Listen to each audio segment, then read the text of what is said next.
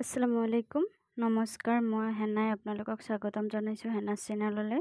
আজি মই আপোনালোকৰ মাজত এটা বৃহৎ ঘোষণা যোৱাকালি ডক্টৰ হিমন্ত বিশ্ব শৰ্মাই কৰা ঘোষণাৰ বিষয়ে অকণমান জনাই দিম। আৰু এই এক্সামত বা এই যে আপোনালোকৰ নিযুক্তি প্ৰক্ৰিয়াৰ কাৰণে যি পৰীক্ষা পাতিব, সেই পৰীক্ষাত কেনেকুৱা ধৰণৰ চিলেবাছ থাকিব, কি থাকিব, আজি এইটো ভিডিঅ'ৰ জৰিয়তে আপোনালোকক সকলো অৱগত কৰাম। যোৱাকালি ডক্টৰ হিমন্ত বিশ্ব শৰ্মাই আনুষ্ঠানিকভাৱে ঘোষণা কৰিছে যে ADRE, আসাম পুলিচ, তাৰপিছত আসাম বেটেলিয়ন এইবিলাকৰ বিভিন্ন ধৰণৰ পোষ্ট আৰু বহুত পোষ্ট দিয়া হ'ব আৰু সেইবিলাকৰ পৰীক্ষা পতা হ'ব। প্ৰথমতে আহোঁ আমি আসাম পুলিচৰ নিযুক্তি প্ৰক্ৰিয়ালৈ। আসাম পুলিচৰ নিযুক্তি প্ৰক্ৰিয়া যি ফিজিকেল ইণ্টাৰভিউ সেইটো হ'ব আপোনালোকৰ মানে অক্টোবৰৰ 3 তাৰিখৰ পৰা। এতিয়া যিহেতু অসমৰ বিভিন্ন জাগাসমূহত, বিভিন্ন জিলাসমূহত বানপানীৰ উপদ্ৰৱ হৈ আছে, বহুত বানপানী হৈ আছে। সেইকাৰণে খেলপথাৰসমূহত ফিজিকেল ইণ্টাৰভিউটো পাতিব নোৱাৰিব। সেইকাৰণে আপোনাৰ মানে ডক্টৰ হিমন্ত বিশ্ব শৰ্মাই অক্টোবৰ মাহত 3 তাৰিখৰ পৰা আৰম্ভ হ'ব বুলি ঘোষণা কৰিছে। ইয়াৰ পিছত হ'ব লিখিত পৰীক্ষা, তাৰপিছত নিযুক্তি দিব। তাৰপিছত আহক আমি ADRE পৰীক্ষালৈ। আসাম ডাইৰেক্ট ৰিক্ৰুটমেণ্ট টেষ্টৰ তৃতীয় আৰু চতুৰ্থ বৰ্গৰ পৰীক্ষা অনুষ্ঠিত কৰাৰ ঘোষণাও কৰিছে। এইটো পৰীক্ষা মানে তৃতীয় বৰ্গৰ পৰীক্ষা অনুষ্ঠিত হ'ব 15, 22 আৰু 29 ছেপ্টেম্বৰত। আৰু ADREৰ চতুৰ্থ বৰ্গৰ পৰীক্ষা অনুষ্ঠিত হ'ব 20 আৰু 27 অক্টোবৰত। এই বৰ্ষতে আৰক্ষীত 6,434টা পদ পূৰণৰ লক্ষ্য কৰি চৰকাৰে প্ৰচেষ্টা হাতত লৈছে। আৰু তৃতীয় বৰ্গত 7,500টা পদত চাকৰিত নিযুক্তি দিব। তাৰপিছত চতুৰ্থ বৰ্গত 4,500টা পদত নিযুক্তি দিব। এইসমূহত যি ADRE বা আসাম ডাইৰেক্ট ৰিক্ৰুটমেণ্ট টেষ্টৰ যি এক্সাম হ'ব, সেইটো হিমন্ত বিশ্ব শৰ্মা নিজে কৈছে APSCৰ দৰে হ'ব। APSCৰ পৰীক্ষা যেনেকুৱা হয়, ফাৰ্ষ্টত পাতিব প্ৰিলিমছ, তাৰপিছত পাতিব মেইনছ, তাৰপিছত ভাইবা। এই পৰীক্ষাসমূহত আপোনালোকে ইমান টেনশ্যন ল'ব নালাগে, কাৰণ আপোনালোকে চিলেবাছ অনুযায়ী যদি পঢ়ি যায়, নিশ্চয় আপোনালোকে পৰীক্ষাত সফল হ'ব পাৰিব। তো আপোনালোকে আজিৰ পৰা পঢ়া ষ্টাৰ্ট কৰক, চিলেবাছ অনুযায়ী পঢ়া ষ্টাৰ্ট কৰক। চিলেবাছসমূহৰ ভিতৰত আছে গ্ৰেড 3 চিলেবাছ আছে social studies, social science, general knowledge, general mathematics.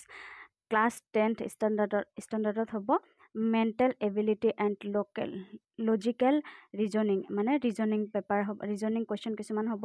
General ইংলিছৰ ওপৰত কিছুমান কুৱেশ্যন হ'ব। তাৰপিছত আপোনালোকে আৰু অকণমান বস্তু বেছিকৈ চাই থ'ব, সেইটো হৈছে আসাম হিষ্ট্ৰী, অসমৰ হিষ্ট্ৰী, ইতিহাসৰ বিষয়েও পঢ়ি থৈ দিব। আপোনালোকে এইবিলাক যদি চিৰিয়েলি যদি পঢ়িব পাৰে বা চিৰিয়েলি পঢ়ি যায়, নিশ্চয় আপোনালোকে একদম ইজিলি আপোনালোকে 3rd গ্ৰেড আৰু 4th গ্ৰেডত পাছ কৰিব পাৰিব। আপোনালোকে ইমান ষ্ট্ৰেছ নোলোৱাকৈ আপোনালোকে আজিৰ পৰাই পঢ়া ষ্টাৰ্ট কৰক।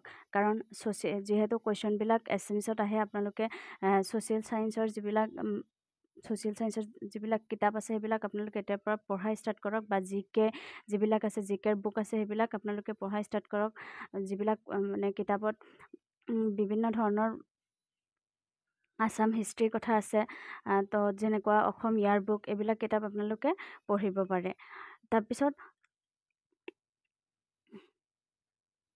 আপোনালোকে এই ছ'চিয়েল ছায়েন্স যোনটো আছে, ছ'চিয়েল ছায়েন্স, তাৰপিছত জেনেৰেল নলেজ, জেনেৰেল মেথামেটিক্স, HSLCত যিটো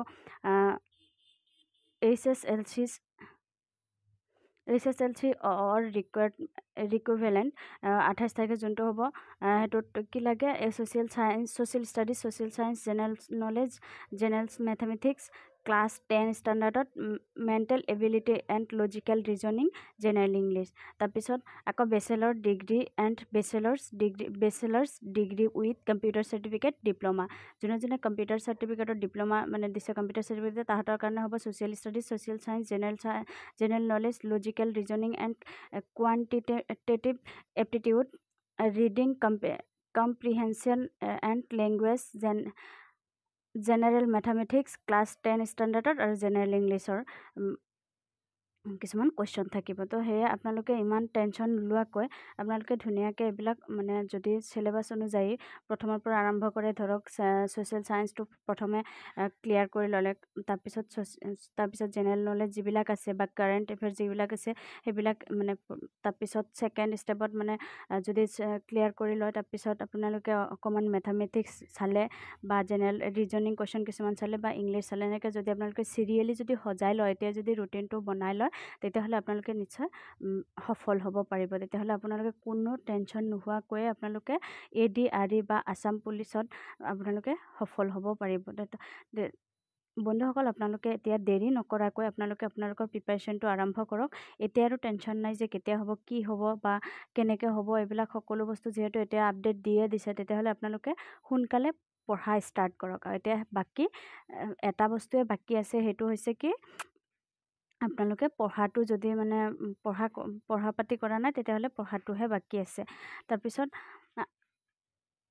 আপোনালোকে মানে ইউটিউব বা কিতাপ বিভিন্ন ধৰণৰ মানে ছ'চিয়েল মিডিয়াত বিভিন্ন ধৰণৰ মানে চিলেবাছৰ বিষয়ে আলোচনা পাব। আপোনালোকে নিজে পঢ়াৰ লগতে এইবিলাকো চাব পাৰে, যিবিলাক ছ'চিয়েল মিডিয়াৰ লগত যিবিলাক জড়িত হৈছে এইবিলাকো আপোনালোকে চাব পাৰে। কেনেকুৱা ধৰণৰ মানে কি বিভিন্ন ছাৰ বাইদেউসকলে এইবিলাক লৈ আলোচনা কৰে, চ' সেইবিলাক আলোচনা আপোনালোকে চাব পাৰে। তাৰপিছত আপোনালোকৰ আৰু এটা কথা জনাই দিওঁ, এই ভিডিঅ'ৰ জৰিয়তে আৰু এটা কথা জনাই দিওঁ যে পৰীক্ষাটোৰ হ'ব অফলাইনত আৰু OMR বেছিত হ'ব। তো আপোনালোকে ইমান বেছি ষ্ট্ৰেছ ল'ব নালাগে, আপোনালোকে পঢ়াটো ষ্টাৰ্ট কৰক। খালি আপোনালোকে মানে পৰীক্ষাত যাতে এনেকুৱা হৈ যায় কুৱেশ্যন আহিল মানে আপোনালোকে এনচাৰ দিব পাৰে, তেনেকুৱাকৈ পঢ়ি লওক। তাৰপিছত আপোনালোকে আগতে প্ৰিলিমছৰ কাৰণে AD/RD প্ৰিলিমছৰ কাৰণে আপোনালোকে প্ৰিপাৰেশ্যন লওক। তাৰপিছত দেখা যাব মেইনছত কি হয়। মেইনছত নিশ্চয় যদি আপুনি প্ৰিলিমছত ভাল ফলাফল দেখুৱাব পাৰে, তেতিয়াহ'লে মেইনছৰ কাৰণেও একো মানে ইমান ষ্ট্ৰেছ ল'ব নালাগে। ধুনীয়াকৈ আপুনি অকণমান প্ৰিপাৰেশ্যন লোৱাৰ পিছতে আপোনালোকে মানে পাছ কৰিব পাৰিব।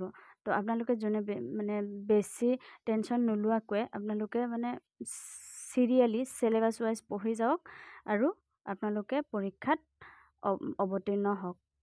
আজিৰ ভিডিঅ'টোৰ মূল কথা আছিল এইখিনিয়ে কৈ মোৰ ভিডিঅ'টো সামৰিছোঁ। যোনে শেষলৈকে মোৰ ভিডিঅ'টো চোৱাৰ কাৰণে ধন্যবাদ। আৰু মোৰ ভিডিঅ'টো যিহেতু মই নতুন আহিছোঁ, তো আপোনালোকে ছাবস্ক্ৰাইব কৰিব পাহৰি নাযায় বা লাইক কমেণ্ট কৰিবলৈ পাহৰি নাযায়।